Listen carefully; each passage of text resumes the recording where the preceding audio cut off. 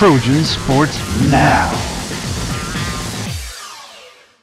Hello and welcome to Trojan Sports Now. I'm Jahmal Kennedy. And I'm Khadijah Torbert. Stick around as we bring you the latest news and scores from Troy Athletics. The nation's top defense proves to be too much for the Troy men's basketball team to overcome, as Little Rock maintained its position at the top of the Sun Belt standings with a 72-49 victory over Troy on Thursday night in Jack Stevens Center.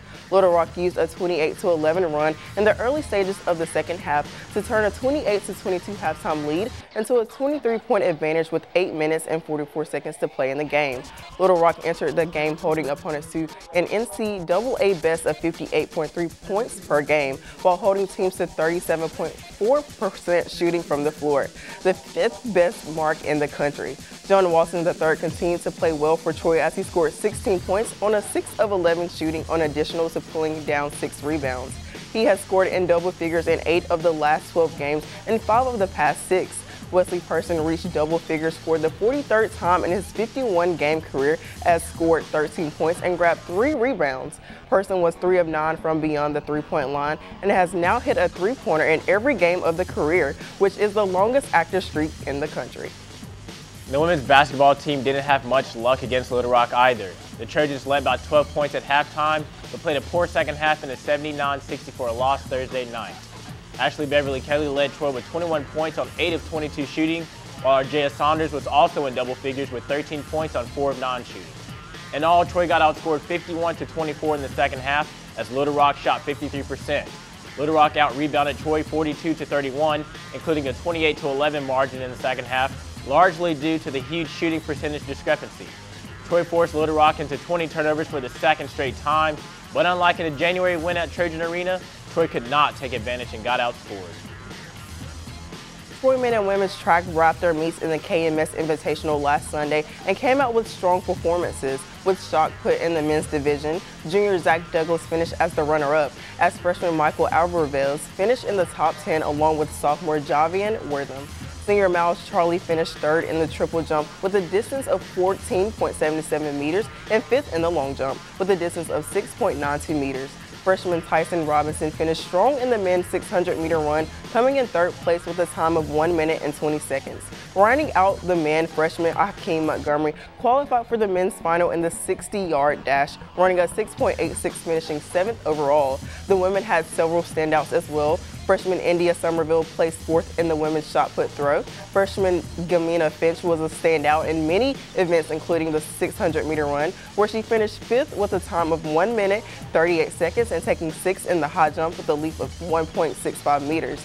Junior Samantha Smith finished 4th in the women's 500-meter run. In the 60-meter dash, sophomore Sydney Wright finished 6th, qualifying for the finals with 7.66 dash. It is one of the biggest days in college football and at Troy. It was no different. Troy football added 25 players to its roster on National Signing Day Wednesday to help rebuild the wall. William McCarthy had a front row seat of the new signees inside Veterans Memorial Stadium. Troy football coach Neil Brown and his staff signed one of the highest rated classes in school history. The class, which consists of 25 players, is ranked 2nd in the Sun Belt Conference by 24/7 Sports and is littered with some of the top players in the state of Alabama and the South. This 2016 class represents 25 guys and 25 not only really good football players, I believe, but also 25 guys that are going to make an impact on this university, earn a degree from this university, and also be tremendous character people here in town.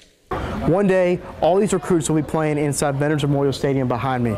20 of these players are high schoolers who plan to graduate in May.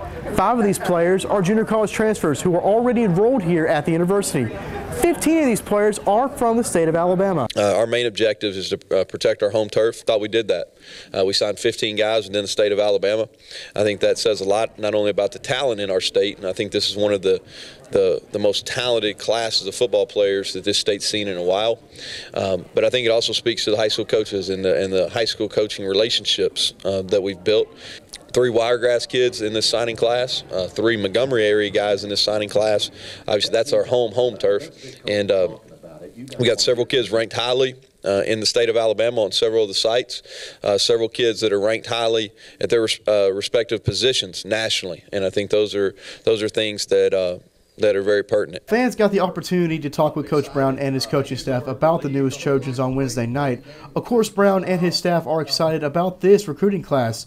The players that they didn't get, though, are now a part of the past.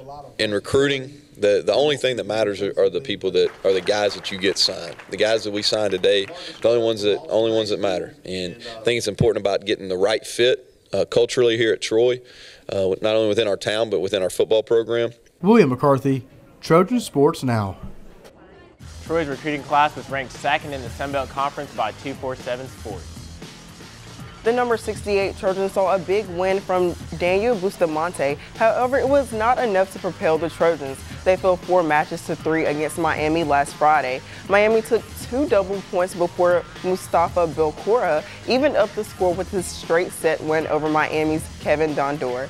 Miami took a 3-1 match lead when Bustamante defeated the number 23 ranked singles player in the country in Miami's Peter Lamacki. The Trojans' final match win game when Philip Mason defeated Furman Calvo in 2 out of 3 sets, winning the last 2 sets 6-2. The Troy tennis team has played every match this season away from home, and all but one have been against a ranked team. That one was just a week ago at Miami, who has 3 ranked singles players, but is not ranked as a team. On Sunday at Florida State, Troy saw the Seminoles sweep doubles play to grab the opening point.